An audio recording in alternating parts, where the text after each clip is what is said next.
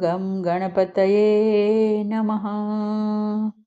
ઓમ ઐં સરસ્વત્યે નમઃ. આગળ આપણે જોયું બુદ્ધિ, જ્ઞાન, ક્ષમા, શમ, દમ વગેરે 20 ભાવો ભગવાનથી જ જીવાત્માને પૃથક પૃથક રીતે પ્રાપ્ત થતા હોય છે. કોઈમાં એકની પ્રધાનતા છે તો કોઈમાં બીજાની પ્રધાનતા હોય છે. હવે 6ઠ્ઠા શ્લોકમાં વ્યક્તિ રૂપે 25 ભાવો અથવા તો વિભૂતિઓ બતાવતા ભગવાન આગળ કહે છે, મહર્ષયઃ સપ્ત પૂર્વે ચત્વારો મનવસ્તથા મદ્ભાવા માનસા જાતા યેષાં લોક ઇમા પ્રજા. 7 મહર્ષિઓ, 4 સનકાદી, 14 મનુઓ આ બધા ભગવાનના મનથી ઉત્પન્ન થયેલા છે. તેથી તે ભગવત ભાવ પ્રાપ્ત થયેલા છે. તેમાંથી મનુઓ દ્વારા આગળ સૃષ્ટિની રચના થયેલી છે. 7 મહર્ષિઓમાં છે મરીચી, અંગિરા, અત્રિ, પુલત્સ્ય, પુલહ, ક્રતુ અને વશિષ્ઠ. 4 સનકાદી એટલે સનત, સનંદન, સનાતન અને સનતકુમાર. બ્રહ્માજીના 1 દિવસને કલ્પ કહેવાય. એક કલ્પમાં 14 મનુઓ થાય, જેમાં સ્વાયંભૂ, સ્વારોચિષ, ઉત્તમ, તામસ, રૈવત, ચાક્ષુષ, વૈવસ્વત, સાવર્ણી, દક્ષ સાવર્ણી, બ્રહ્મ સાવર્ણી, ધર્મ સાવર્ણી, રુદ્ર સાવર્ણી, દેવ સાવર્ણી અને ઇન્દ્ર સાવર્ણી.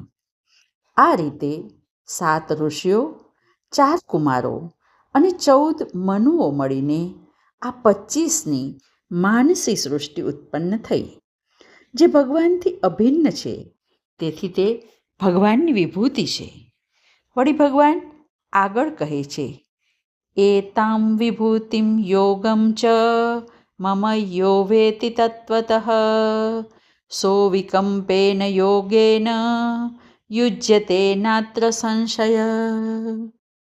મારા પરમેશ્વરના આ વિભૂતિ યોગને જે તત્વતઃ જાણે છે તે અચળ યોગમાં સ્થિર થાય છે. તેમાં કશોય સંશય નથી. અહીં 2 શબ્દ છે, વિભૂતિ અને યોગ. વિભૂતિ એ ભગવાનનું ઐશ્વર્ય છે અને યોગ એ ભગવાનની વિલક્ષણ શક્તિ અને અનંત સામર્થ્યનું પ્રતીક છે. ટૂંકમાં સંસારમાં જે કોઈ વિલક્ષણતા જોવામાં આવે છે તે બધો ભગવાનનો યોગ અર્થાત સામર્થ્ય છે અને તેના પ્રભાવથી પ્રગટ થનારી વિશેષતા એ વિભૂતિ છે. આ પ્રમાણે જે મનુષ્ય ભગવાનની વિભૂતિ અને યોગને તત્વથી જાણી લે છે તેની ભગવાનમાં દ્રઢ ભક્તિ થઈ જાય છે. એમાં કોઈ સંશય નથી. અને હવે આ વિભૂતિ અને યોગને તત્વથી જાણવું એ શું છે તે બતાવતા ભગવાન આગળ કહે છે, અહમ સર્વસ્ય પ્રભવો મત્ત સર્વ પ્રવર્તતે ઇતિ મત્વા ભજન્તે મામ બુધા ભાવ સમન્વિતા. હું બધાનું ઉત્પત્તિ સ્થાન છું. બધું મારામાંથી ઉત્ક્રાંતિ પામે છે.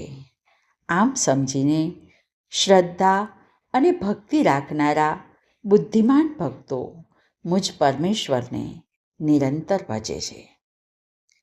જેવી રીતે તરંગ એટલે કે મોજા પાણીમાં જન્મે છે, પાણી પર આધાર રાખે છે અને પાણીમાં લય પામે છે.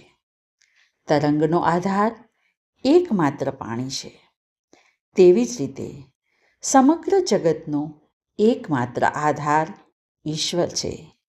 અને જે લોકોને ઈશ્વરના આ સર્વવ્યાપીપણાની અનુભૂતિ થઈ છે તેની મહત બુદ્ધિ ભગવાનમાં દ્રઢ થઈ જાય છે.